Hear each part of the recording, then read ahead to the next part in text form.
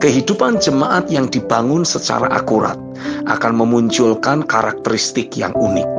Jemaat memiliki pikiran Kristus. Ada suatu sudut pandang atau konsep berpikir yang berbeda, yang membuat jemaat jadi selalu dimampukan untuk melakukan berbagai terobosan dalam kehidupan sehari-hari mereka. Setiap orang percaya yang terhubung dengan realita kerajaan atau realita keberadaan Bapa seharusnya selalu menikmati adanya cengkeraman damai sejahtera dan sukacita yang berasal dari bekerjanya kuasa Roh Kudus dan firman-Nya dalam kehidupan mereka. Jika dalam kehidupan sehari-hari, saat menghadapi sesuatu, orang percaya yang bersangkutan jadi galau, khawatir, takut, pendek kata, jadi memunculkan gejolak emosi negatif, hal itu disebabkan karena adanya konsep pikir atau sudut pandang yang salah dalam dirinya, berkaitan dengan aspek hidup yang sedang ia hadapi tersebut. Dan itulah yang sedang terus coba diubah oleh Roh Kudus dari kehidupan orang-orang percaya. Injil Lukas pasal yang pertama ayat yang ke-17 menuliskan, dan ia akan berjalan mendahului Tuhan dalam roh dan kuasa Elia, untuk membuat hati bapa-bapa berbalik kepada anak-anaknya dan hati orang-orang durhaka kepada pikiran orang-orang benar. Dan dengan demikian menyiapkan bagi Tuhan suatu umat yang layak baginya. Selama ini ada begitu banyak konsep pikir atau sudut pandang yang bersumber dari hikmat dunia, dari nafsu manusia, dan bahkan dari para setan.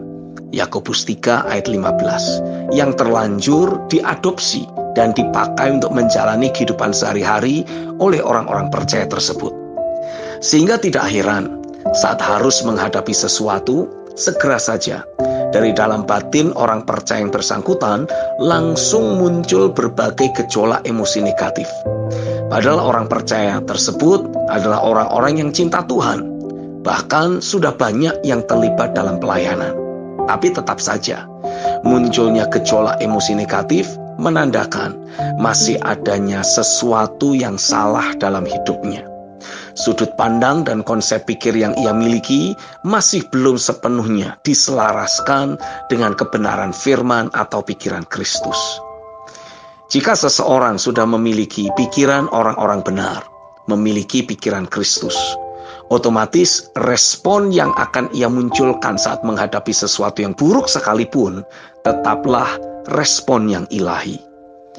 C. Pertama, pikiran orang-orang benar atau pikiran Kristus berbicara tentang nature baru atau nature ilahi yang diadopsi oleh pikiran seseorang, yang bersumber dari berbagai pemahaman atau penyingkapan pewahyuan firman.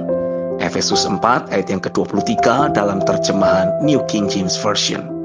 C. Yang kedua, pikiran Kristus juga bisa berasal dari berbagai hikmat ilahi yang datang dari pengalaman atau kematangan seorang pemimpin atau bapa rohani. Amsal 2 ayat 1-5. C. Yang ketiga, pikiran Kristus yang mulai diadopsi oleh orang percaya akan mengkondisikan keberadaan mereka jadi selalu hidup dalam ketaatan dan keakuratan.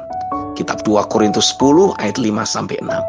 C. Yang keempat, adanya pikiran Kristus dalam hidup orang percaya akan mengkondisikan diri mereka jadi pribadi yang teguh dan tangguh dalam menghadapi apa yang memang harus mereka hadapi. 1 Korintus 2 ayat 10-11. Roh Kudus menyelidiki kehendak atau agenda dan hal-hal yang tersembunyi dalam diri Allah, lalu menanamkannya dalam pikiran orang percaya, menjadi suatu dasar keyakinan yang ia dapat pakai untuk membangun atau menjalani kehidupan sehari-harinya. Mereka yang hidup dalam penyingkapan kehendak Tuhan akan selalu menjalani hari-harinya dengan roh ucapan syukur dan sukacita, tidak peduli apapun yang harus mereka hadapi. Bandingkan dengan Injil Lukas pasal 24 ayat 45-46. Filipi 1 ayat 29-30, Kolose 1 ayat 24-25, dan kitab 1 Petrus 3 ayat yang ke-14 serta ayat yang ke-17.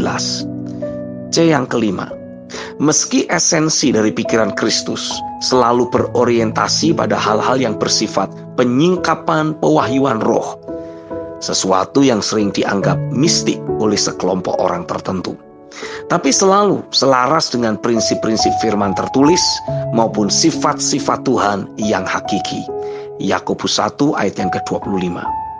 Dengan jemaat terus membangun atau menjalani kehidupan sehari-hari mereka di atas dasar pikiran Kristus, akan terbangun kehidupan yang kokoh, stabil, sehat, dan memperkenan hati Tuhan dalam kehidupan jemaat. Inilah umat yang layak bagi Tuhan, yang akan Dia pakai untuk menghadirkan realita kerajaan sorga di bumi ini. Suatu generasi yang memanifestasikan pelayanan tubuh Kristus guna terjadinya pemulihan segala sesuatu di atas muka bumi ini. Amin.